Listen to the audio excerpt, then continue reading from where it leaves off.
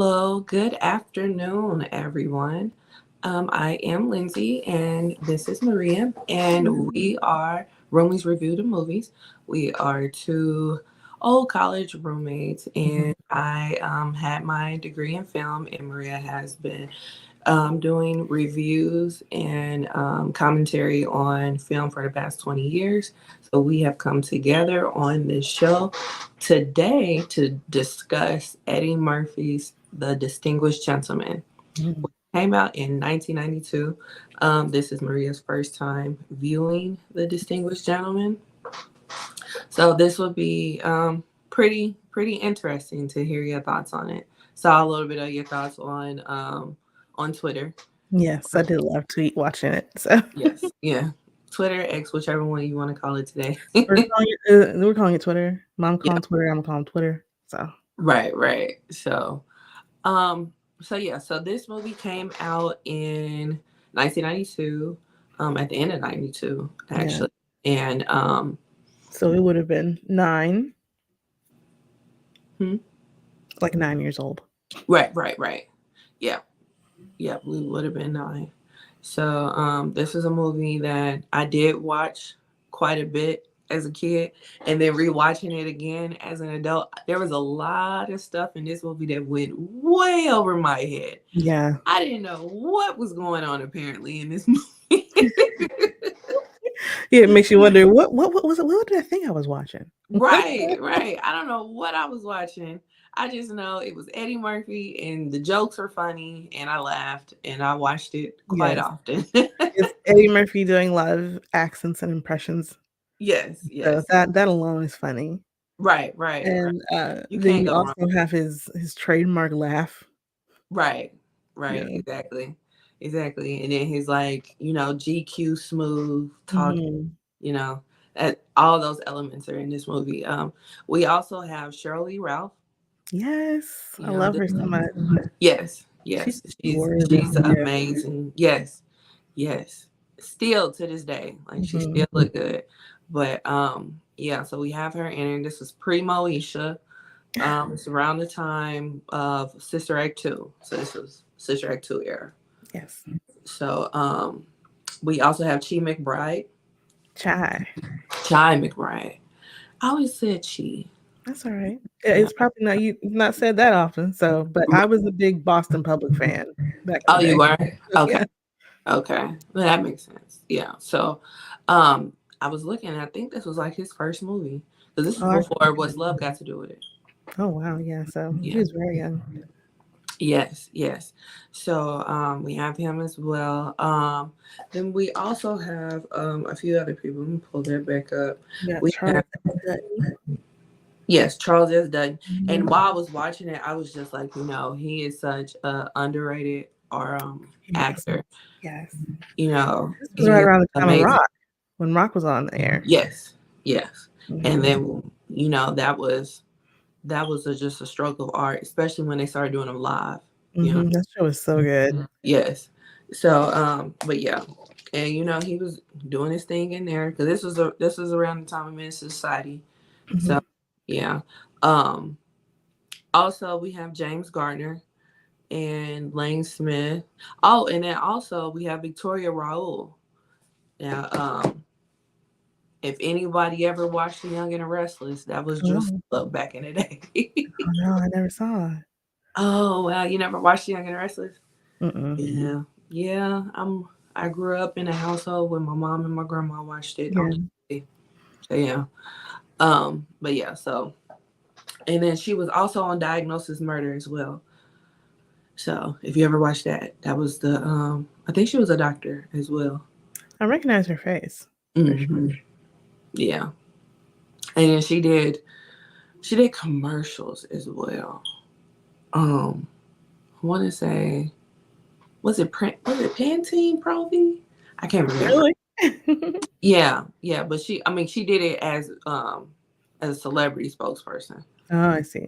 Yeah. But yeah. So and then she always comes and shows out, Mm. So who else? Because they had quite a few faces on here. Yeah. Oh, Grant Schraud. That was if anybody ever watched Murphy Brown, he was on Murphy Brown. Um Yeah, yes. Yes, I recognize his face 'cause I was yeah. mhm. Yeah. Yeah. He played Mouse. Yeah. So um and yeah, I was extremely too young to be watching Murphy Brown, but I did. Yeah. So Yeah. yeah, it was what it was. Yeah. But yeah, so we have quite a few names on this cast. Mhm. Excuse me. So basically the movie starts out with Eddie Murphy is a con artist, just cut and dry. He's a con artist and he's running this, Scammer. yeah, he's running a scam. And he is at a political fundraiser at someone's house, and he is a waiter.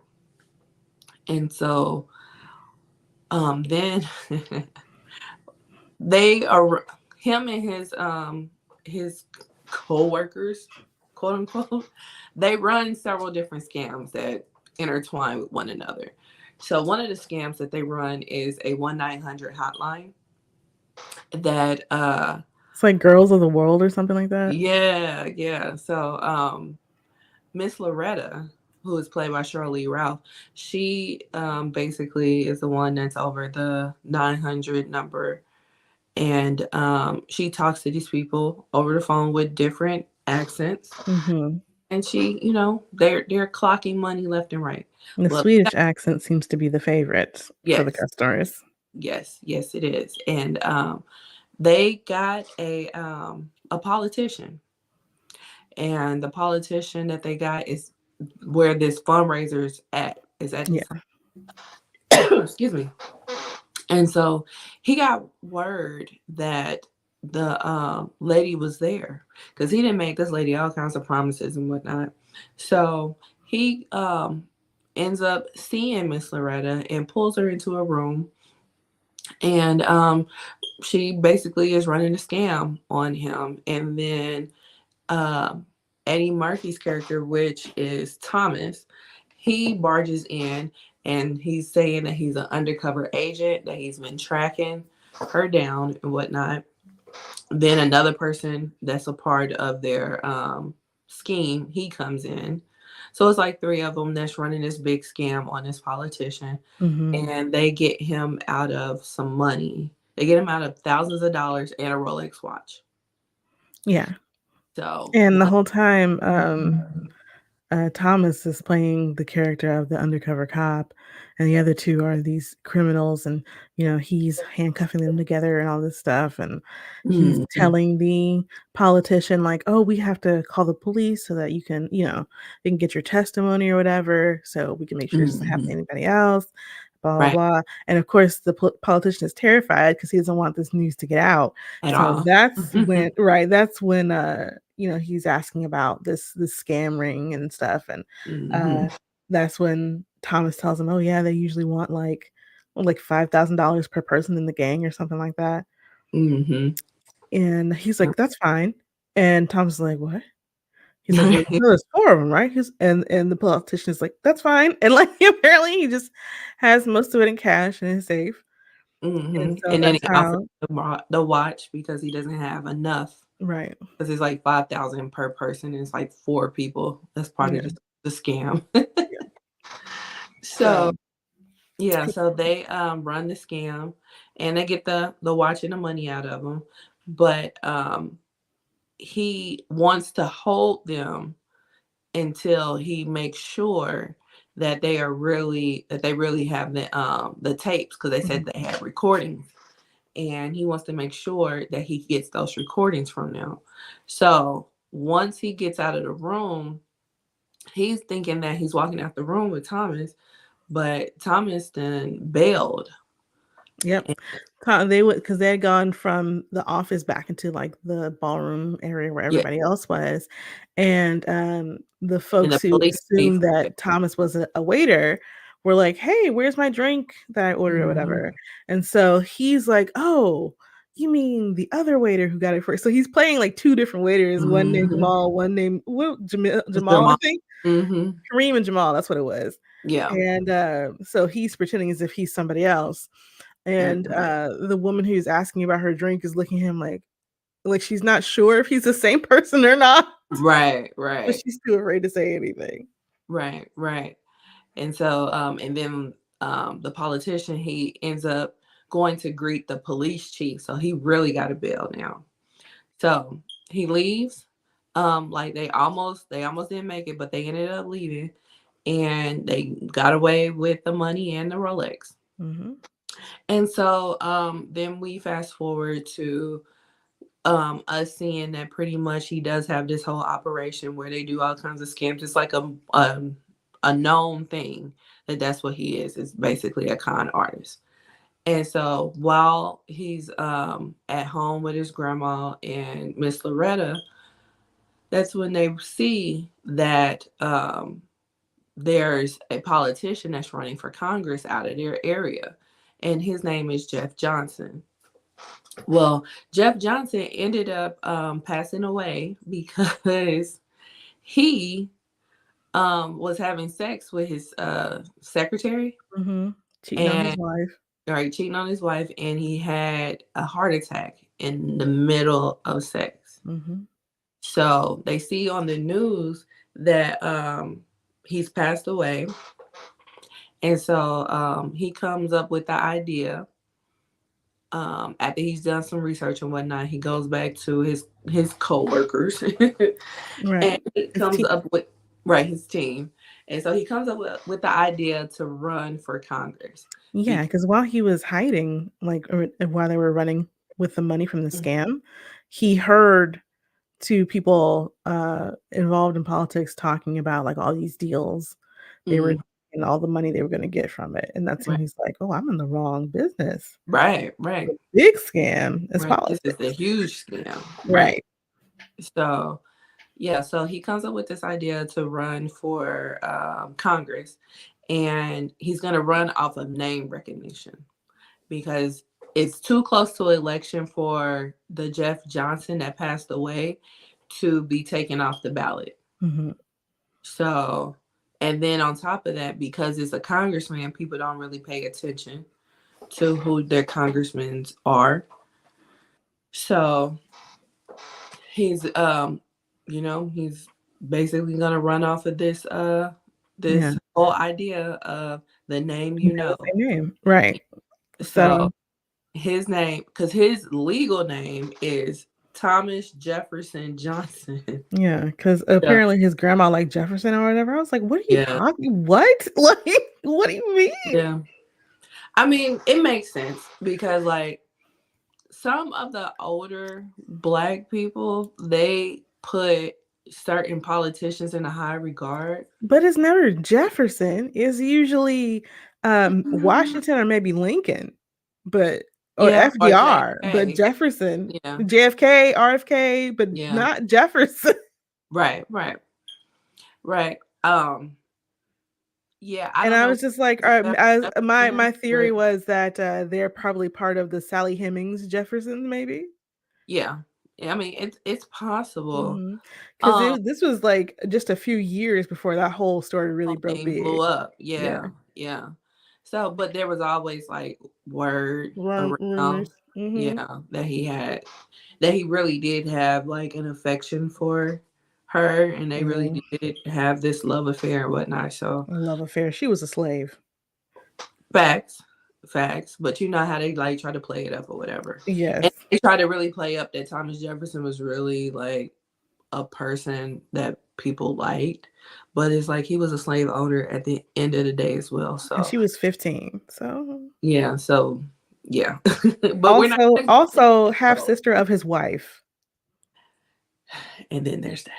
Yeah, So there's a lot. There's a lot, it's a lot. but Yeah, very but true. they try to make it like it's this this great love affair that we all should look at as a No. positive thing. Mm-mm, And it's gross. not. It's It's not. not. Yeah. But we're not gonna go down that road too much. But to me, it because I've seen that in older black people houses where they would have up politicians' pictures and stuff like that. I'm like, it's to me, it wasn't too far fetched. It You was know, for me. It was just the choice of Jefferson yeah. because I've seen that, just never Jefferson. Hmm. So Hmm. Yeah. Right. Right. I can definitely see why you would be like, why Jefferson? But for the purpose of the movie, right, yeah. whatever. But I was just like, that's funny. Like that's weird. Why? Why? Yeah. Yeah. But yeah, so we have the name recognition. So then he goes to the wife. Now the wife, she they approached her at the funeral on Oh, if the she wife wanted. of the politician who had Yeah, died. yes, the wife of the politician who had died. They approached her at the funeral to see if she wanted to run in his spot, which she declined, but that is not out like that's not an outlandish No, it's suggestion. definitely something that happens. Yeah, Hmm. that's actually happened here in Missouri before, Yeah. and she won. So Hmm. yeah, but yeah, so that she declined or whatnot. She's done with politics. Hell, she it seemed like she was pretty much relieved that he passed away. Yes, very much. Because she was like, I've dealt with enough BS, Hmm. being a Washington wife, and the secretary he was cheating with was there too. Hmm. And she was like, well, Yeah, I can help you run your office. Which I was like, girl, you are bold. Um, right. and the That's the wife, worst kept secret. like, really, and the wife was, I was like, wow, you're talking anyway. But the wife was like, I don't think I can give you the same kind of job satisfaction that my husband could. Right. The shade. So yeah, he so yeah, so she was propositioned, she declined or whatnot. So Thomas went to oh wait, first what he did was he went to this group, this older citizen group. I forgot the name of the It citizen was, group. it's like silver something.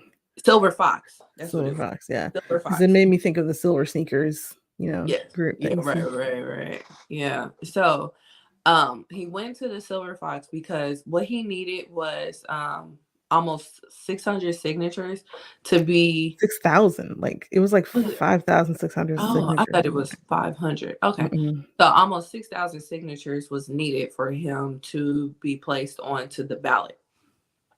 Well, this organization, the Silver Fox, they already had the signatures and they just put somebody on the ballot every election, And so, excuse me, he went to their organization head and he pleaded his case for him to be the one that they put, excuse me, on the ballot. Yes. And she, after their conversation, she went on ahead and agreed that they were going ahead and put him on the ballot.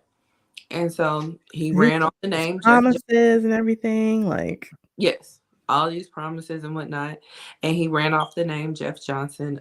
What he also did was he went to the politician that passed away, Jeff Johnson's widow, and he ran a con on her, yes. but she was happy to give any and everything that he wanted and then some. Mhm. So he pretty much went to her and asked for all the campaigns propaganda, the flyers, the stickers, the buttons, all that type of stuff. Yes, And so, which is amazing. I was like, "Wow, okay." And she was like, yeah, "Yeah, you can have it. I don't want that. That's gonna right. Do take you to the want the dump." wedding? Right. Like, do you want the wedding photos too? Right. So yeah, then she kind of started to try to hit on him as well. So that was funny. Yeah, I was like, "Okay, girl. All right." Right. Like, So, and this was one of, Eddie's like impersonation characters, or I don't know what mhm. you call it, but he's like playing this very oh, what's the word? Not Hoity posh, but toity. not posh, but like I don't know, but like East Coast, kind of Hmm. dude with the sweater vest and bow tie and Yeah. glasses, prep, very prep. That's what I'm talking about. Prep. Yes. Yes. Prep. So, and he's also, modulated his voice to sound, just more like someone from the East Coast who would, was just so, just really into her husband's work and, like, Mhm. you Right. know, Took a lot of the bass out of his voice. yes. And then we, in this conversation, we also find out what the Congressman Jeff Johnson's campaign and the stuff that he would stand on. He didn't like black people too much. No surprise. Right. So He's also, I mean, one of the other things is that they're in Florida. So, yeah, where right, exactly. So it made sense. It made sense. But that we find that out in this conversation, and um he's just just buttering up the widow, saying, hey, I agreed with everything. He inspired me to get right. off welfare and get into Mm. the workforce and all that. So yeah. Yeah, something about like it was that time where he basically called us lazy blacks and told us to work harder, and that inspired Mhm. me. Right, It's like, right, okay. right. And I always share that with my fellow With Negroes. my fellow Negroes. Yes. I was like, wow. Okay. so, so yeah, so he got all the propaganda, and him and the Silver Foxes and his crew, they all started doctoring up the stuff and started like campaigning. And they did this campaign with not one picture being posted of him. Which is totally impossible It these really is. days. It really is. But There's it really no wasn't way. that possible then either.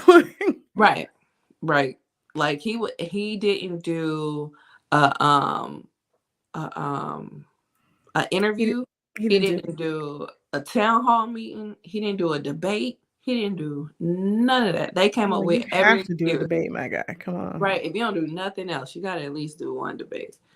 But yeah, he didn't do none of that. They didn't see him until after he got elected.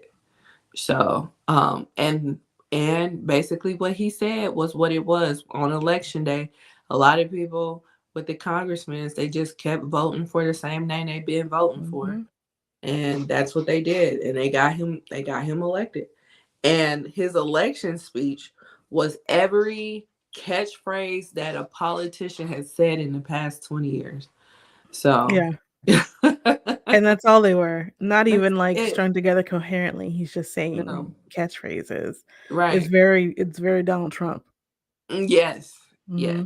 Watching it now, especially going through the Trump era, it's like, wow. Yeah. Just wow. Remember when this was just comedy? Right, right. It And was not supposed your to be so reality? far fetched, but Hmm. yeah, it's supposed to be so far away from reality. And we This actually could lived, never possibly happen.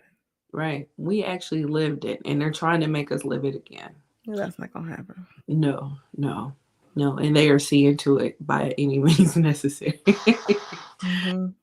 But yeah, so we have we have that campaign speech. And so after the speech, him and his crew, they end up going to DC, of course. And once They don't know anything about they DC. They haven't have a absolutely no clue, idea. they haven't a clue the first on how anything operates, which again is reminiscent of the Trump era. But but yeah, so we have what was his name? Arthur. Yeah, his Yeah, AA, Arthur.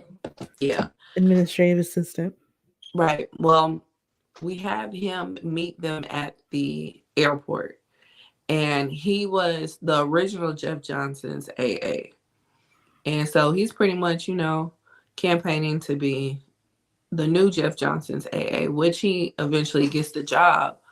But yeah, so he meets them at the airport, and they don't even know that they need hotel rooms.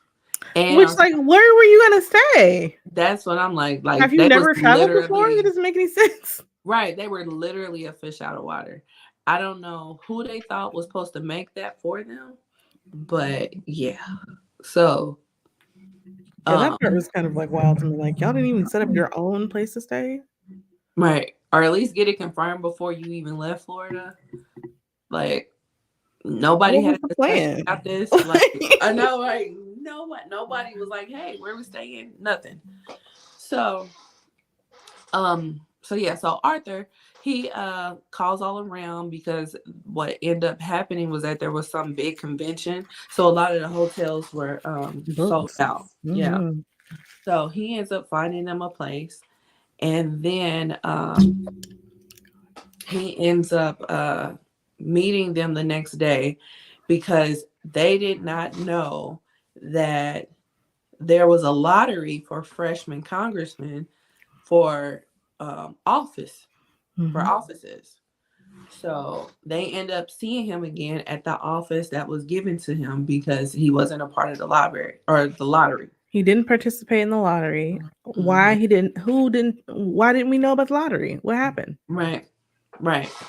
And then we find out that Arthur did inform him of all of this stuff in a brief that he sent to him. Hmm. And nobody took the time to read it, apparently. Which is Yeah. wild to me. Right. So, right before they go to the office, they had to get on this special elevator. And this elevator was operated by Delarice. Yes. Like, so that was pretty much like an ode to Harlem Nights and, Hmm. the back and forth that Eddie Murphy and Delarice had in Harlem Nights. They pretty much, really lived that in this movie. So that was They're pretty cool so to watch. good together. They're so Yeah, good. yeah. When I tell you, when I was watching it this morning, I was cracking up at that scene. Hmm. So, yeah. She's like, "You're not gonna grab my ass." Right, right. Yeah. So, Whatever. And the older guy that works with Eddie, and I never got his name because it's Eddie, the older guy, the Latino guy, and Cheryl, but I never got the older dude's name. Um, it's Van Dyke. okay. But he's like, "I'll grab it." Right, Okay. right. With that deep voice. Hmm. And then the Hispanic guy is Armando. Armando, yes. Yeah. So We didn't get too much from Armando, which is too bad. yeah. Yeah. But yeah, yeah, he did say, "Well, I'll grab your ass." Hmm. And she looked like she wanted him to do it low key. So She did. hmm She was like, "Oh, that can work too." right, right. As long as it's getting grabbed. Shit. It's boring up here running an elevator. Okay. Right. And you only go up 4 floors and then And there's right. 5. Like, Right. what? I Right. never heard of that in my life. No, no. I was just like, maybe they added the fifth floor late. I don't know. But But then why would you add a floor and not include the elevator shaft? That I doesn't have make any sense. no idea. you know. No idea. But that's where they put out the freshman congressman. So maybe they just really don't give a damn. I don't know. I don't know. But well, that's where they put him because he didn't participate in the lottery, so he lost. Well, all the freshmen were up Oh, there. well, yeah. Well, that Yeah. particular office, which Yeah. was I Because don't know remember, what he they was did at in the that end of office. the hall. So There he was had like to hay walk. in the office. I was like, what is Yeah, going there was on? an office behind like gates. It's just like, what is that? Anyway. So, but yeah. So yeah.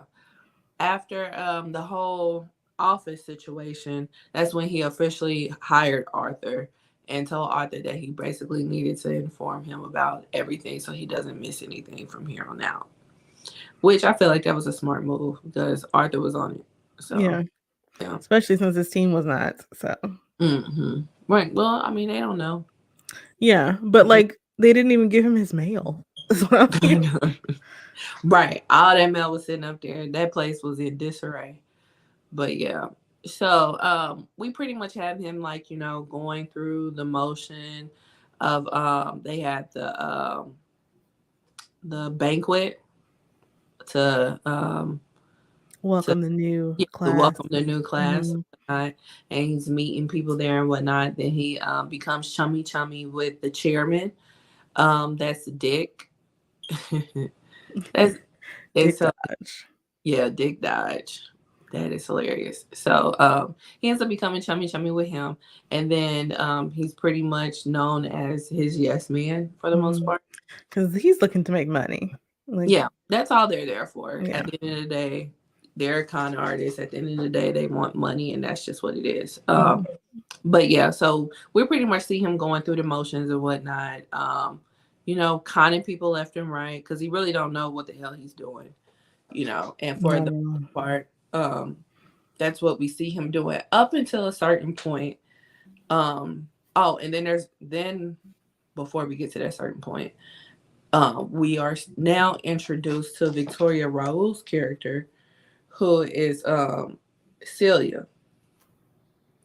Yeah, Celia. Yeah. So Celia, she works for she I She's, forgot I what she don't know, was. she's some kind of lobbyist, I think. Yeah, yeah. So I forgot which one in particular, but yeah, Yeah. she is a lobbyist, and she's really trying to, be professional and try to have a professional relationship with Thomas. Thomas is just trying to date her for the most part. Yeah, he immediately starts objectifying her, and it's like, whoa, Yeah, jeez. yeah, and she is not here for it initially, so so yeah, but after a couple of times of them interacting professionally, she did give in and go out on a date with him. And once they started, becoming um very friendly, she invited him on a Sunday morning date, which is at one of the congressman's Church. church, which it's Congressman Eli's church, which is played by Charles S. Dutton. And then we And find I out was that like, that's a her Sunday uncle. morning date. Yeah, because he was like brunch. Yeah, that's what I was thinking too. I was like, Yeah, no. yeah. So we find out that that's Celia's uncle. So and Yeah, and he's trying to do right and trying to get things passed and whatnot. And he's very principled. yeah, he's very principled. He's very by the book and whatnot. And he's not trying to play these politics games with these Right. politicians. He's And so about they his integrity. right. And they just absolutely don't like him for that reason. Mm-hmm. Mm-hmm. So he ends up becoming cool with Eli while he's dating his niece, but then he's also cool with Dick and whatnot. And so he's playing this game, this politics game and what have you, up until a certain point. And this particular certain point was when he had some visitors come to his office. It was a lady and her daughter. Yeah, some constituents from his district. Yes. And they were very demanding. They wanted to speak with Thomas. Um, Thomas actually wasn't in the office, so they weren't lying to her saying that he wasn't there. However, they were trying to blow her off because, again, they're just there to scam. So they were pretty adamant about talking to him. They ended up causing a ruckus. And when Armando was about to put them out, while he was in the process of putting them out, that's when Thomas came and he was like, But he "What's was going like on?" he picked the girl up and everything, was like Yeah, moving because her she was business. I hitting him. was like, oh my gosh. She was stealing on him. So yeah, he had to stop getting hit some kind of way, you know. But yeah, so when Thomas saw this and he stopped the whole commotion and whatnot, he went on ahead and took the meeting, the impromptu meeting. He and his crew, they all sat down and spoke with the lady and her daughter. And the reason why this really shocked everybody was because during all this ruckus, when Armando had picked up the little girl while she was stealing on him, she was wearing a wig and the wig fell off. And it revealed that she's completely bald. So when that shocked everybody, that's when he was like, "What happened to you?" And so They pretty much sat down and had a conversation, and they told them that she had cancer. She's now cancer free, but there are a bunch of other kids that are affected in their area with this particular cancer. And the mom started looking into things around them and whatnot that would be causing all of these kids to have cancer. Come to find out, it was from the power lines. They are living in an area where it's very inexpensive. So the schools are buying this land for very cheap, and it's very inexpensive because it's by these power plants that's putting out these waves Right. that are known to cause cancer, specifically in kids. And so you got these kids going to school every day next to these power lines that are causing cancer. So there's kids left and right, left and right, left and right getting this cancer, and nobody's doing anything about it. They're in a cancer cluster. Yes. Very So, similar to like the Aaron Brockovich hmm, story. right, right. And this just really turns the movie completely like Yes. Like because it was all funny before until this part. right, and it's just like, Hmm. ooh, we got real serious, and Yeah. especially because like they she talks about how she got cancer, and there's a bit of a break before they let you know that she's now cancer free, because it's Mhm. like, dang, child death, what happened? I'm Right, like, right, right. that came out of nowhere. Hmm. And then not for nothing, this is a little white girl. Hmm. So that's gonna pull on everybody's heartstrings. Like, what the hell? You know what I'm saying? At least they'll pay attention in Congress, maybe. Right, right. So yeah, so we have this whole situation with this little girl with cancer, and there he's just basically like, what can we do? And they was like, well, you can come see for yourself. So they go back to Florida and they see the proximity to this power plant, to the schools and to the neighborhoods and stuff like that. And he takes Celia with him, and she's, pretty much on the kid. Both of them are pretty much on the kid side, and they're just like, we got to figure out what can be done. So they ended up having, um, I guess, a media day where they called all the media to come to DC while they talked to the media about an idea that they were proposing. Well, there's supposed to be like this meeting about some bill, right? Because he's been trying to get on the after he hears this story, he's trying to get on the Committee for Power and Industry Hmm. so that he can do something about Yes, it. yes, and they have a upcoming they have, Hearing or something. yeah, they have an upcoming hearing. So he wants this to be discussed on the upcoming hearing or whatnot. So he called the media there, and hold on.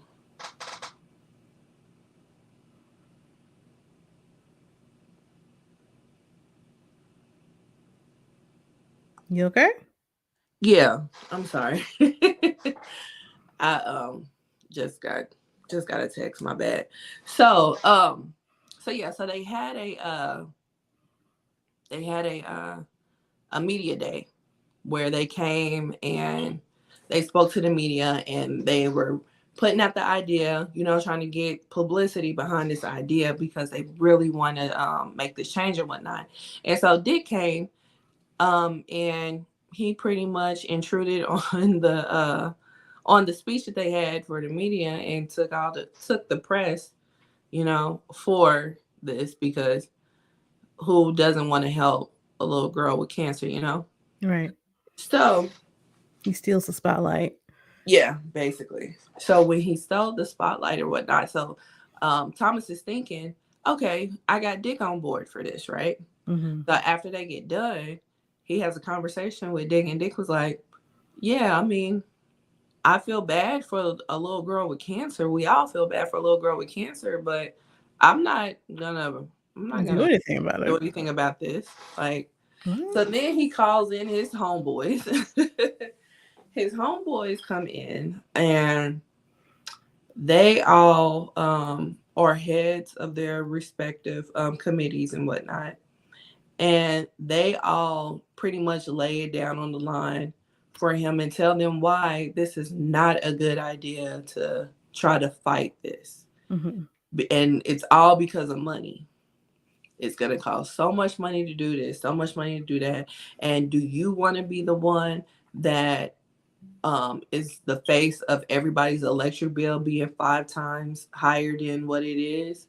Do you want to be that person that they are going to blame for that? Mhm.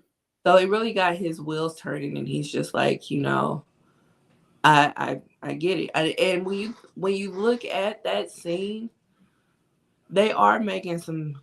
I mean, I hate to say it, they are making some valid points because the shit will be astronomical, but it's kids with cancer. Like, I Right. mean, it's just it is what it is. You're gonna have to pay it, and that's just what it is. But And these if your if companies your if your don't care, principles like if your principles cost you nothing, right? well, then you're not really principled. Right, right.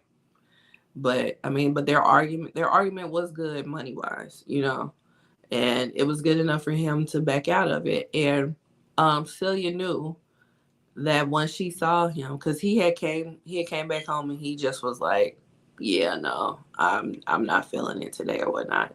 And so she pretty much knew, and she said something to him about him backing out of the proposed bill or whatnot. But yeah, so there was another part when with Eli,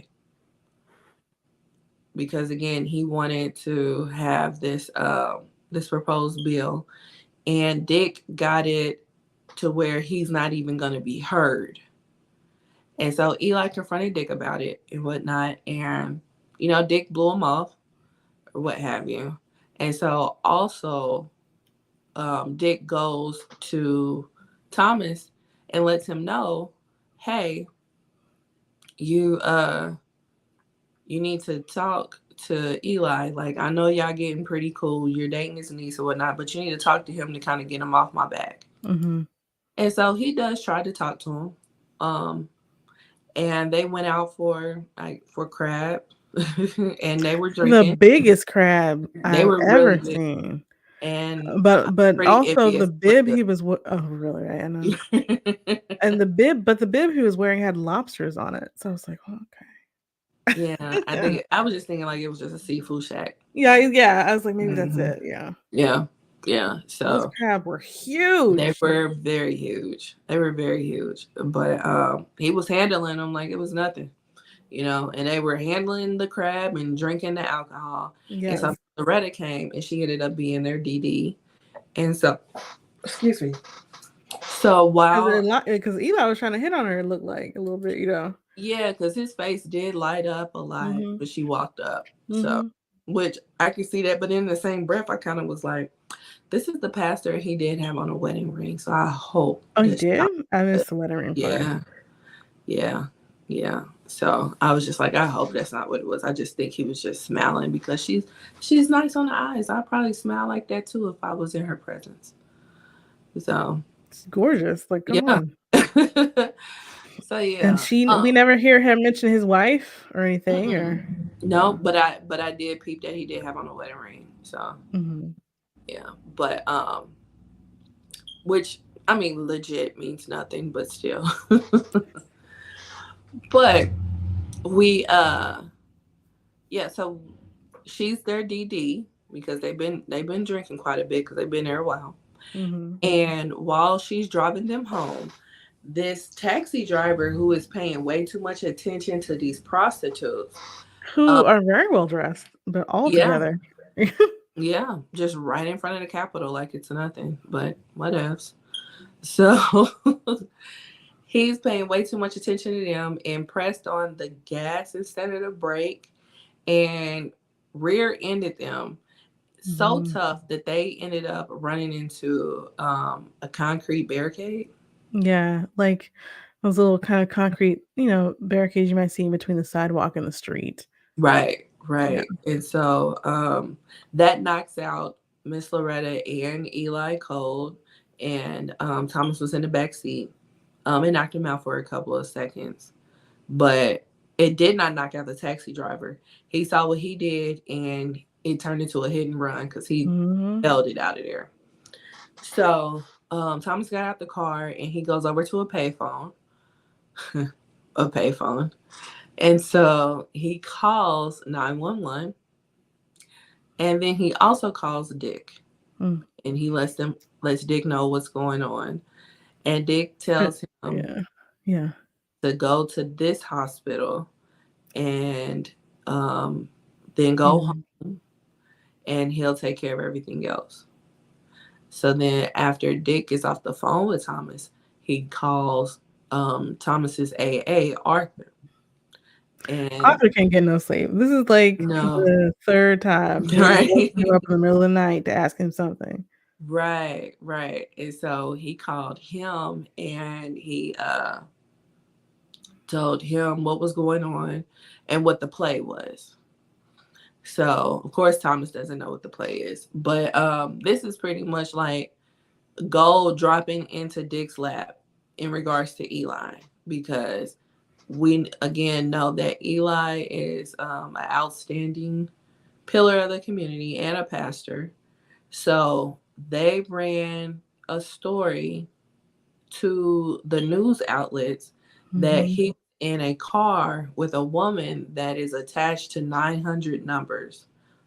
Um, And that he had been drinking. he had been drinking and they were in a car wreck. So they left it up to your imagination on why Mm-hmm. they were in the car together. On how that all happened. Right.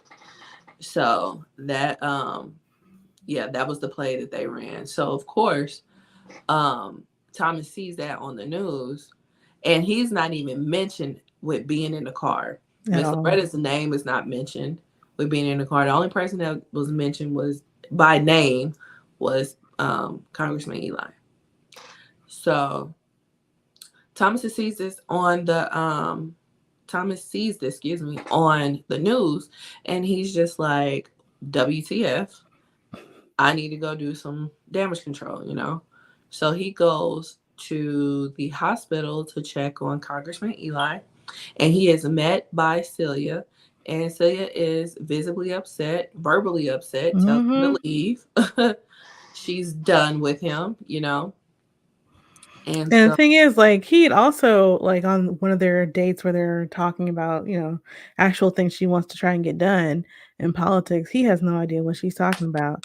And no, so Arthur is like feeding him lines via his computer screen, yes, yes, I thought that was so slick. That was like so some funny. Cyrano stuff. Oh my Yeah. goodness. You could at least pretend to take an interest in what the lady cares about. Yeah. Yeah. Like, He for real, give it for real. he did not give a damn about that shit. Mm-mm. But yeah, so we have that situation, and then we have him talking to his crew, and they're basically like, okay, there is a mole here.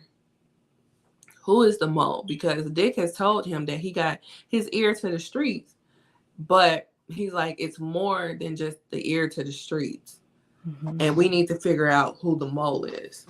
So they run a play. They ended up getting Homer from their original crew back in Right, Florida. right. He Played by comes up Chad to McBride. Yes. He comes up to DC so that they can run a play, because they can't run the play because everybody knows their faces. Mm-hmm. So he acted like he was giving them a tip.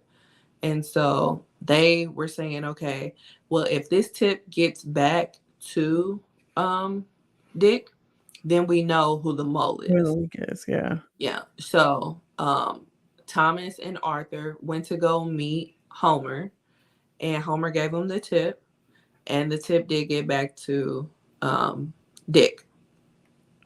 And so they were like, okay, well, with this tip, we need to pretty much perfect it and cover our tracks with this tip so that it doesn't get blown out and whatnot. So they ran a play on the person that's over the committee that would verify this information had it gotten back to Dick, which it did.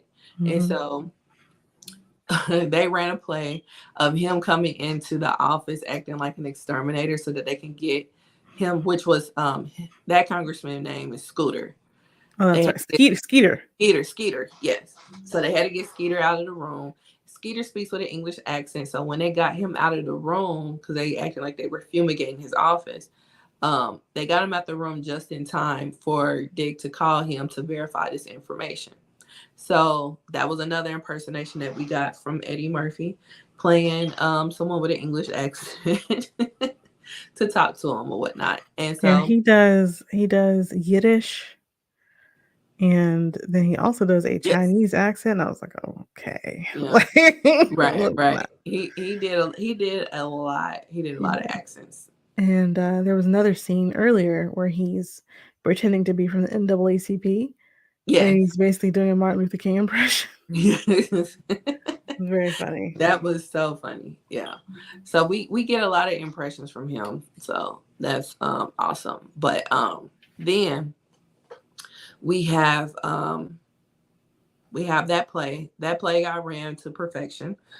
And so they are running with the whole idea that this tip is legit.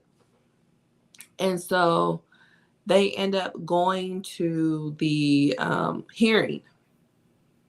So they end up at the hearing.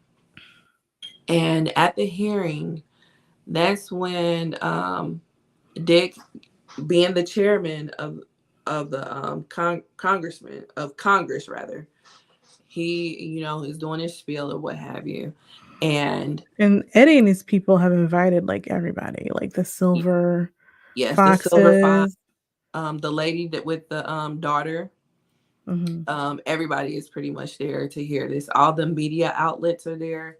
Like it's a big Big situation. deal.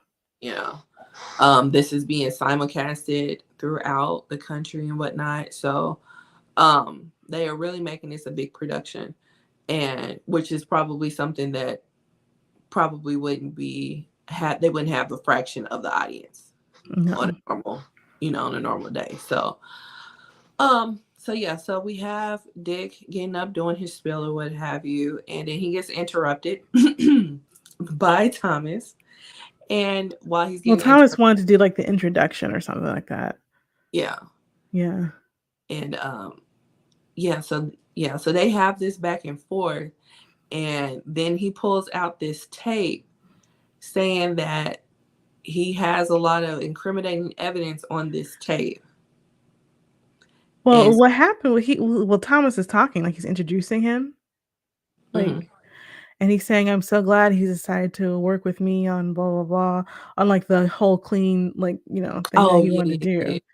And that's when Dick starts getting upset because he has not made any of these He promises. right, right. And so yeah, so that would be holding the other people that pretty much laid it out from how much money this would cost. That was pretty much putting them on the hook with Dick saying that he would be a part of that, Hmm. which he said that he wouldn't, but he's told everybody that he would or whatnot. And now And then he said, everybody's so excited and everything because they're there. right, right. And then he brings out the tape saying that he pretty much had it on tape of him saying this and what have you. So Dick ends up saying that we're gonna go to recess. So they go to recess. He brings what's his name? Thomas.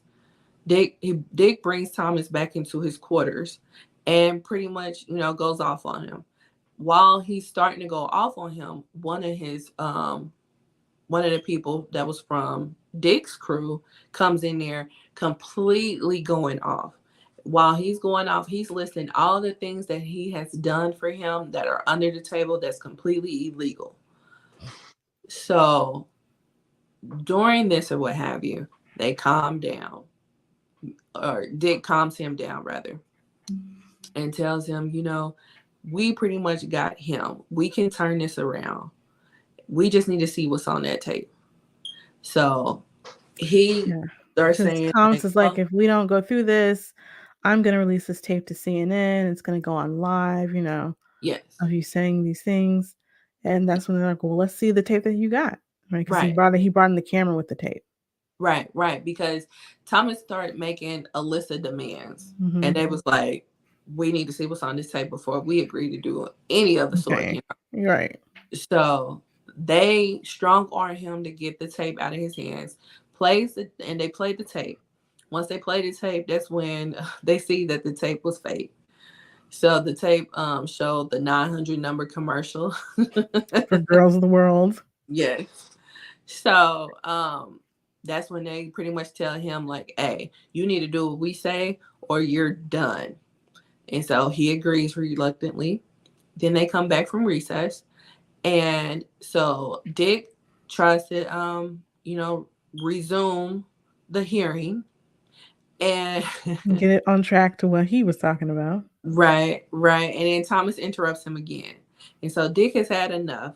Dick pulls out Thomas's rap sheet and It's several pages exposes him. long. Right, and exposes It's him for the stapled kind art. together. Right, and he exposes him for the kind of artist that he is.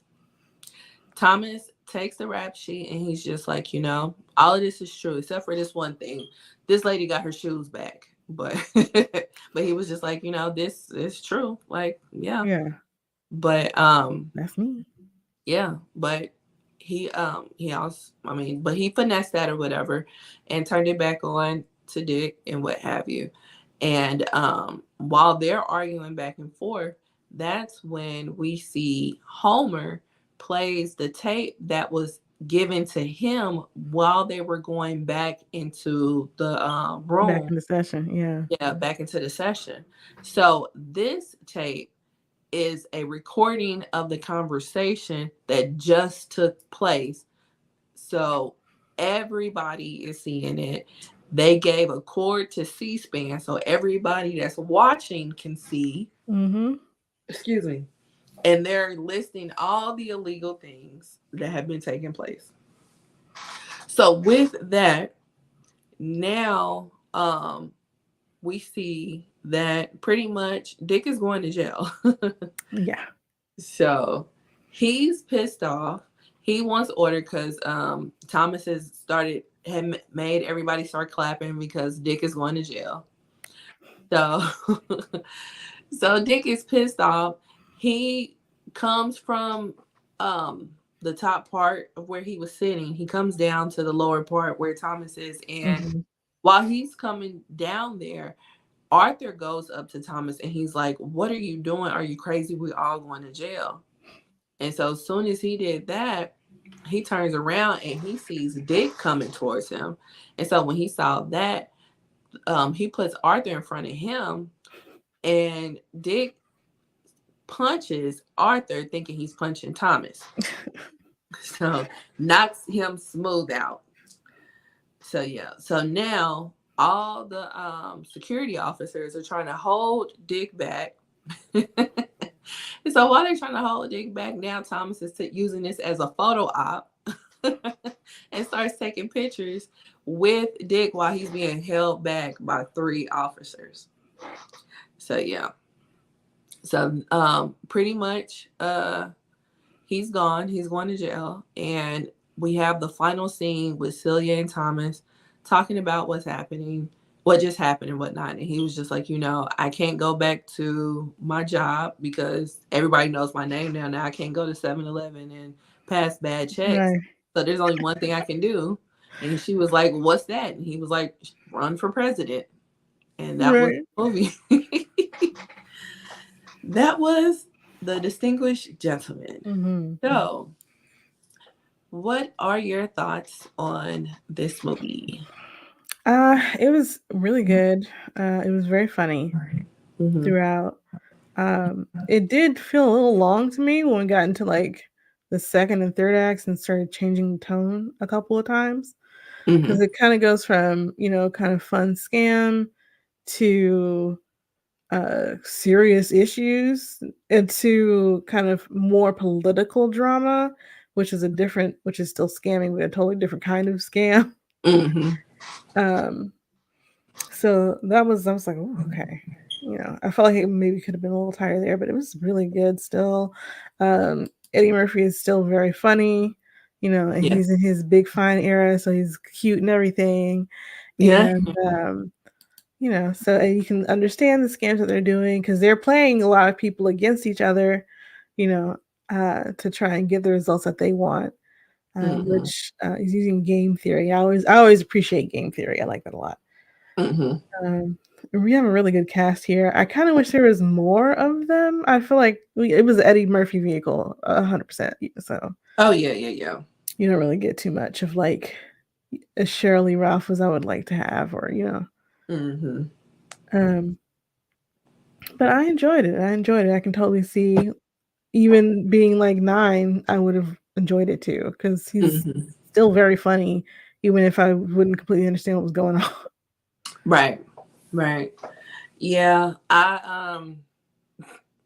That's so funny because like I used to watch it often as a kid, but I have not watched it since I was a kid. So to watch it now and to catch, especially like I was saying earlier, we're post the Trump era and they're Mhm. wanting us to go into another Trump era and seeing all the BS that we have been through and some people still going through. And then watching this movie, it was like it wasn't far off. It was like Mhm. art imitating life, you know? Yeah.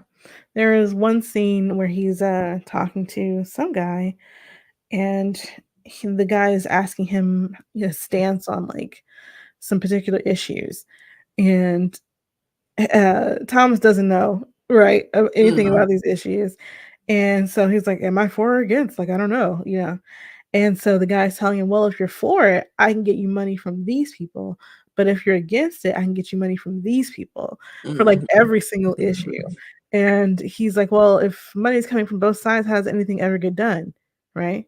And they're like, Yeah. "Yeah, that's the point." Right. Right. It's just a hamster wheel, Yeah. you know? And then you can see the way that he was finessing. Like he was like the ultimate scammer. Especially like when he went and voted and then when he came out, he ran into those kids Yes. and then he found out what he voted nay for and he had to finesse that and Mhm. the thing that they were voting for directly affected kids, Mhm. so he had to finesse that and make it like right, you know what I'm saying? So it was just like he is the ultimate scammer. Yeah, because he didn't know what he was voting for. He didn't even know there Hmm. was a vote. Right. He just went down and voted nay for whatever, and when he stopped by this group of kids, he doesn't know at all what it's about. 'Cause Hmm. they're like, "Well, what are you voting on?" Of course, right? Right. And so he finds 2 of his colleagues, 2 of his other freshmen, right? Hmm. And he's, like, basically, like, trying to get them to say, like, what it was about, and they don't know either. Right. And Right. they start saying conflicting things, and it's just like, "Okay, great." Right. Mm. Right. But it just showed like how they can have like 50-11 votes for one thing. Mhm. And because they were talking about how it was something to do with something to do with something to do with something. Right. And then They're ultimately, like, it was about, the vote on the previous vote or something right. like that. Yeah. Yeah. Or to vote to make sure that we're going to vote again about what we voted for last week. Like Yeah. it was something silly like that. And it was just like, all right. And the kids Like, are like, I'm, "Well, what is it?" Like, this yeah. Like, is not a hard question. no, no, it wasn't. But, it took three people to answer it. So but it also shows how messed up politics are, especially Mhm. here. Mhm. And it did it with a comedic tone, but when you look at it for the bare bones of it, it's kind of messed up. Yeah, no, comedy is definitely a vehicle of truth. Mm-hmm. Yep. Yep. So, um, which is probably the reason why people don't really fool with this movie like that. Because the movie Um, is on YouTube. yes, it is. And especially with it being an Eddie Murphy movie, those aren't hard to find. You know what I mean? Mhm. So, and this ain't like, okay, this is a YouTube free movie. This is like somebody uploaded it, you know? So it's like, hmm. Well, it wasn't a big hit when it came out, so It wasn't. It was. I mean, maybe because of how I played it, I thought it was bigger than what it was. Yeah. But when I looked it up, I was just like, wow, okay. Yeah. Yeah, because looking it up, like the budget was 50 million, they only made 86. Mm-hmm. Yeah. Yeah. You have to make 3 times the budget really to be considered a hit. Mm-hmm. Right. Right. So yeah, yeah. When I saw that, I was just like, okay. Yeah. But given the subject matter, I can see why. I don't think so. I mean, I think political comedies can be I mean, like, we have lots of those. I don't think that's a problem. I do see here that Roger Ebert was like, it was slowly paced, and so I can see that, right? Because the different turns the movie makes kind of all of a sudden, so it's kinda shocking. Hmm. Like, there are some tone and pacing issues there, for sure. Yeah. I mean, it could have been tightened up here and there because up until the point where the girl and her mom are entered in, it is kind of slow, but then it picks up at that point. It just keeps it rolling. Yeah, because I mean, you're watching that, and then you get to that part, and it's kind of like being dunked in an ice bath. Like, "Oh, okay. I didn't Right. know we were gonna do Oh, this." Right. yeah. Like, oh, okay. We getting serious now. Okay. But apparently folks have been comparing, like, the actual plot to the whole thing with George Santos. Yeah. Writer, the Hmm? writer compared it. Oh, yeah, the Or film was it school writer direct? Marty Kaplan, yeah. Yeah. Hmm. Yep. Yep. He compared it. Um, which is hilarious. Cause like I didn't think about George Santos. I thought about Trump. Right. You know? Yeah, because we've seen Trump giving speeches. I haven't really ever seen George Santos give a speech, so Right, right. that's why it immediately went to Trump for me, but yeah, I mean, because George Santos has been nothing but a con man the whole time. Hmm. Do you know how many lies he's told? I can't tell you the truth about him at all. Like, he said his mom died in 9/11. She wasn't even in the country. Oh wow. He That's the said dude that he just said had his that interview grandparents with were Zeeley, right? Jewish. Yeah. Okay. He said his grandparents were Jewish. They weren't. And he was like, "No, I meant Jew-ish." Sir. He made up these lies that, like, some of his, employees got killed in this nightclub shooting in Florida some years ago. Oh, Pulse. Mhm. Yeah. Like, just lying about anything and everything. Yeah. Yeah. Yeah. I've been seeing the stuff here and there, and I saw a couple of them clips from that interview, Mhm. and I was just like, why are we still giving him the time of day? Yeah, she should honestly, I really wish she would not have done that interview. Yeah. Yeah. I don't find her funny, so I do, yeah. but I Um, was like, I don't wanna platform that dude, and that's exactly what he told her, you yeah, know? so they said that. Yeah, he was like, quit asking me to do interviews. Like I was like, he definitely has a point. Yeah, no, he's right. Mm-hmm.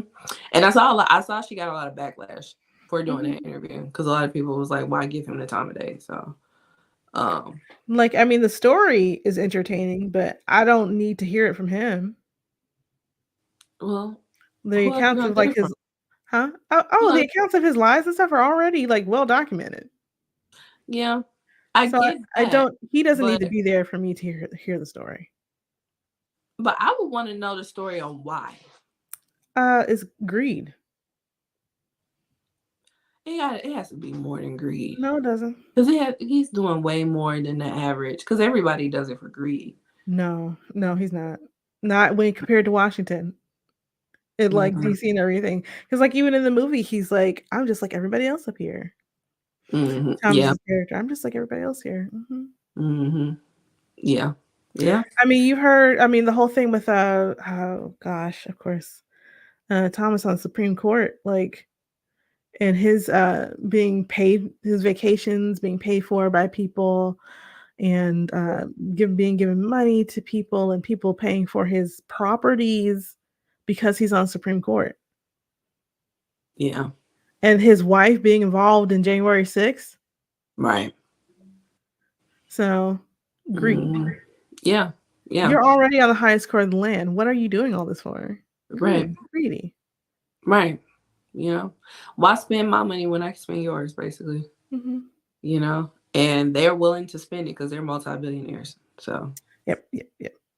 So, They got it. So mhm, they got it to right, spend. Makes it right. much easier. So, Exactly, yeah. exactly. And and that was depicted in this film as well, Mhm. especially with the gun lobbyists. That Oh was my gosh, that scene was yeah. so good. That was so funny to me because I was like, wow, I feel like people wouldn't put that scene in now, Oh, you know? the NRA would be But like, they absolutely not. yeah, exactly. So, yeah. But yeah, because it was it about semi-automatic weapons? And there was Yeah. a semi-automatic weapons ban for a while, but then they reversed it Right. for whatever reason. But I love the whole like, well, we use them for hunting because that is what people say. No, you Right. don't. That Right. would blow the animal apart. What would you do? Yeah. And like I said, watching it as an adult, especially that scene, Mhm. it was funny, but then it was messed up in the same time, in the same breath. You know what I Yeah, mean? yeah. Because I'm like, and then their shots were so terrible. They didn't get any birds. Not one. Not And one. then when that one did die, and he said he must have died of a heart attack, Yeah. I correct Me up. too. Me too. Me too. It was so funny. Yeah. But then, Especially with him standing around because they're y'all have these semi-automatic weapons talking about going duck hunting. Crazy. Absolutely right, crazy. You look right. crazy. It was And it was so insane. they're shooting and he's just kind of holding it, looking around like, Right. "What?" This is stupid. This is Right. so stupid. You know. But I'm a go because you paying for it. You know, Right. I'm gonna ride your Basically. private jet because you paying for it. Mhm. You know. So Imma yeah. stay in this luxurious cabin. Hmm. Now, with everything that has been going on in the most recent years, do you see this being a film that could be remade? I don't necessarily want the film to be remade. I want the sequel Mm. where he runs for president. Ooh, ooh, yeah, That's what I want. yeah. I like how you think. I mean, he said it's what he's gonna do, so let's do it. Hmm. Right, right. Yeah. So the way, yeah, that would be dope. Mhm. Yeah. I don't think he has social media because I would show tweet him and be like, "Why don't we get a sequel?" Where is it? Yeah. So that would be dope. But I was thinking like I wouldn't necessarily remake it either. Mhm. I would just do what they did with Dick Cheney and George W. Bush. I would just make one about Trump. Oh, Get okay, I see. Oliver Mhm. Stone on the line and let's Ugh. make it Oliver. No, it's Do too one about soon. I don't want it. I just ugh, no. So I don't yeah, wanna I that don't wanna talk about it. I don't wanna see the interviews and, no. No, and he's alive too. He gonna love that. No, no, I don't want that. yeah, yeah, he would either love it or he would despise it for the truth that it's gonna tell. But the story is still being told or still Mhm. being wrote. So I wouldn't want the movie until after his um his criminal charges are done. And no one related to him can profit. Right, right. So if it's not based off of him, it would have to be like inspired by true events or something. Right, right, But or maybe some kind of satire or something. yeah, yeah. But that's what I would want. Yeah. Let's get that together. But I like the sequel. I like the sequel too, because Yeah. that would be interesting how they would try to finesse the presidency. Right, especially after all this rap sheet and the charges and Mhm. stuff, like Right, right. The rap sheet and what happened in the initial movie. well, see, that would yeah, that would be the thing, like, well, yeah, I have this rap sheet, but I exposed. Mm-hmm. whatever, and see how they could play that into, his presidential run. Right. Right. So yeah. All right. So let's go over our rating system. So, we have one, movie real trash AF, two, it exists, three, three, entertaining, four, great, five, a true classic. Maria, what say you? I would give this a solid 3. Three? Mhm. All It's right. entertaining, but, like, those tone and pacing issues really do kind of make the second 2/3 of the movie a little brings you down. So Mm, okay. mhm, I would probably give it a 3.5. mhm. Yeah. I would give it a 3.5. And the half is for nostalgic purposes because it does bring up Yeah. child memories. Yeah, I can imagine. Yeah. Yeah. Yeah. But it's Eddie Murphy doing Eddie Murphy. Mhm. And we love to see it. And then the subject matter and whatnot, it's very entertaining. Mhm. You are definitely entertained from beginning to end. Yeah. It's far from his worst and it's not Oh, his yeah. best, but It's still it's solid. good. Yeah. Yeah. Yeah. Definitely would recommend watching it. Yeah. Yeah. So that is The Distinguished Gentleman. So Mhm. what are we watching next time? Well, I sent Lindsay a few text messages earlier this week for some movies. They're all horror films. So sorry. That was just on my mind, I guess. Hmm. So I had asked about The Others, which is a classic. I love that movie so much. Do you? Yes. But you'd already seen it, and I was like, "Fine." Yeah. So I think we'll go with What Lies Beneath. Okay. So What I need to check this. Right. what is that on? Let's see. It came out in 2000. I remember this one really well, actually. Okay, it's on Paramount Plus. Paramount Plus. Mhm. It looked like where you'd be able to get it there. And then, available with premium subscription through other services like Amazon Prime, things like that, or Vudu, Apple TV for rent. But yeah. Let me see about that Paramount Plus because it looks like it's MGM. Yeah, I see MGM Plus as well. So let me see.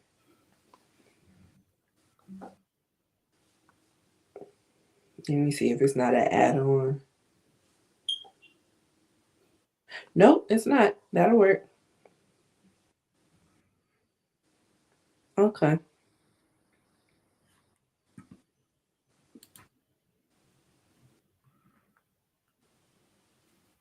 All right. So what lies beneath is Mhm. next time. Starring Harrison Ford and Michelle Pfeiffer. Joe Morton is in there, which you may recognize him from Scandal, playing the dad. Oh, okay. Yeah, I didn't like Scandal. You didn't like Scandal? No, Why? thought it was stupid. It's supposed to be silly. Well, it was too silly for me to It's a watch. soap opera. Yeah, it was too silly for me to watch. I couldn't Oh do my goodness. it. But I know you're talking about though. Yeah, you're Yeah, talking yeah. about Miles from Soul Yes, Food. yeah.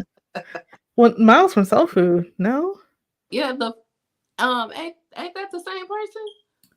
You talking about the The little you boy? no, not Miles. I'm tripping. The one that had sex with Faith. Oh, I don't remember that, but he was also in Terminator 2.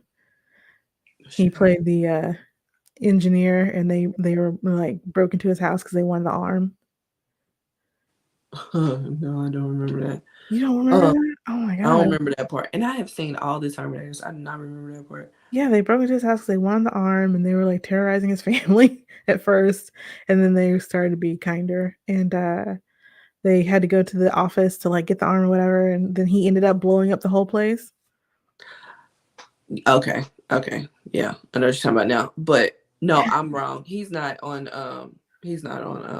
Soul Food. Okay. Yeah, I'm thinking of somebody else. But he has this show that's on Fox Soul. It's called The Black Box. Oh, I haven't heard And about it's that. him. Yeah, it's kind of like the Actor Studio. Okay, okay, got you. Yeah. So it's him and this other actor. But yeah. Yeah, but he's He's been in a lot of 76. things. Oh yeah, he's been I acting think for he a was while. that. Oh yeah. Yeah, he's her dad on Scandal. Mhm, mhm. Yeah. Yep, I remember him. The Okay. brother from another planet. I heard about that, but I never seen it. Apparently, he starred in that. Hmm.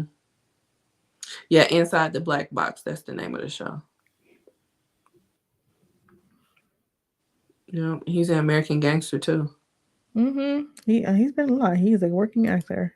Yep, and I remember him from A Different World. Yep, he was in that too. Hmm. Tap. Yep, he sure was in Tap. Well, you know Joe. Huh? You know Joe. Yeah.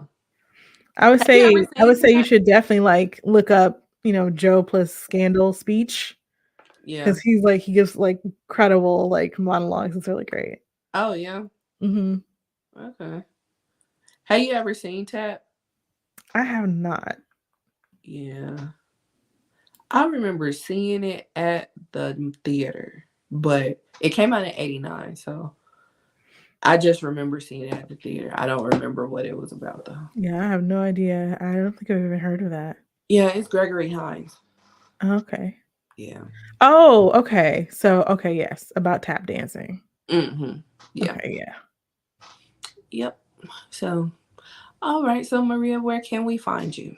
You can find me online anywhere and everywhere pretty much. And if I am there, I'm there at Valor More Dollars. That's VALARMOR Dollars. Also on another podcast called Nerdgasm Noir. Six black ladies talking about nerdy, geeky, pop culture, tech things. So you can come join us over there as well. And where can they find you, Lindsay? You can find me everywhere at L_Ranelle. That's L_RANELLE. And on my other podcast, The Ish We Talk, where me and my cousin, we talk about various hot topics. What did you And talk about this week? Cat Williams? of course. Of course. And we took a huge left to where me and my cousin started really arguing Oh about no. marriage. Yeah. Marriage. Yeah. Oh, okay. Yeah. Because him and my friend, they were on it, and both of them were against marriage Oh. because they're men, and men want to find every excuse not to get married. So I'm I, just like, yeah, no. I'm just like, do what you want to do, but be honest. Yeah. But Yeah. they want their whole argument has to do with the delusion of a marriage The and paying delusion. for a divorce. Okay. So they don't want to get married because they don't want to pay for a divorce. And I'm like, why are you even planning the divorce in the first place? Right. You have that many assets to protect. Right. And then on top of that, because like what we really argued about was I was just like, ain't nobody trying to be nobody's girlfriend for another 30 years and then you in their obituary as they special friend. That's stupid. No. Right. Especially if they were married and they just ain't never gonna get divorced. And now the obituary when they die is listing their wife that they ain't been with in 30 years because they've been with you for 30 And years. then like You lucky that you even listed in the obituary. there are certain like rights and protections that you can't get if you're not married. Right. But they say, oh, you can put stuff in place. I don't have no problem with doing a commitment ceremony. I'm like, what? Okay. And because their whole thing is that people when women say, if I'm not married, I'm single. I'm like, well, if you're not married, you're single. You're either single, married, divorced, or widow. Pick one. But being a grown They never you put a say place what's for just up. like committed relationship on the Right. Yeah, like it But was a like whole full-fledged argument. Like we really argued your about that. relationship with your partner is your relationship. So Yeah. they might not agree with that actually. Why don't Yeah. so like I've never really heard that from a majority of women believe that. You know what I mean? Yeah, yeah, Like, and no. that's the killer part. Like I had to go on ahead and end the conversation because that's the killer part about it. Like he don't want to get married, but his girlfriend do. And I was like, you know Then what? you need to leave her alone. We're gonna go on ahead and end this conversation. Yeah. You know, when people want different things, it's just very hard to like try and build a life on that. Yeah, Well, yeah. you So know, because there are as many different relationships types as there are people. yeah, So I really wouldn't generalize that at all. Because like I know people who have husbands and boyfriends. So yeah, right, right. I and then mean, other people it's who never want to be married, but neither does their partner. They just like yeah, like whatever happens in your relationship happens in your relationship. I just ain't. I'm not here for being nobody's girlfriend for 30 years. mm. That's not what I'm on this planet to be. And I'm not gonna be listed as your special friend in the obituary. You got me messed up. Yeah, Like, for me, it would be about the taxes and the legal protections that come with yeah, being married is really what's more important. Important as far as that is concerned. yeah. Like But these guys, they talk like they got all these many different properties, all these different businesses, assets, this big transactions, old net worth. I'm like, oh my God, why are we? All right. temporarily embarrassed millionaires. Yeah. And then they was like, oh, well, you, because I said something like, you can get a prenup. Like, it's not that big of a. Exactly. And If they was you're like, that oh worried well, about it. you right. I was. They was like, oh well, you can get a prenup, and then when it does come into play to use the prenup, you're gonna say, oh, it was under duress. I said that's why you get it handled months prior to the wedding, Right. because yes, if you do it the day before, you can argue that it was under duress of signing. But if you That's do why it you have 5 a months in conversation with advance, your partner like, "This is what I wanna do." right? But I'm like, but if you handle that 5 months prior to, then Why you would it can't be say under duress? Like, what happened to make yeah. it under duress? I don't understand why that would be the Well, that's the thing, and that's when people have been like contesting Mhm. prenups and stuff. They can contest it because they'll feel like because they'll have this whole argument that I signed it under duress because it was given to me the day before the wedding. Why who does that? A Why would you lot of do people that? do that. A Yeah, lot of that people is do that. duress. What are It you is, yeah, right. And I told them this on when they tried to bring up that point. I told them this on the show. I said, I saw this from a lawyer online. You handle the prenup months before so that nobody can argue with, or nobody can come with you with that yeah. argument of signing it under duress. You know what I'm saying? And why But would you even wanna surprise your partner like that? That's so weird. No. because well, if you're the one that got all the money, you surprise somebody with that the day before so that they can't try to go and retain a lawyer and try to Right. get I mean, I understand, like, something. that Yeah. kind of thing, but if you Hmm. actually love and value this person, that's not something you're gonna do. Right, right, you would want to make the shit right, you know. But hey, it was a whole full-fledged argument. So if you would like to watch the whole argument, you can go to the Ish We Talk on YouTube. It's there. So Yeah. all right, so that was episode 46 Mhm. of Roomies Review the Movies. And we will see you guys for episode 47. Yes, for what lies beneath. Yep. So we will see you later. Alright. Bye. Bye.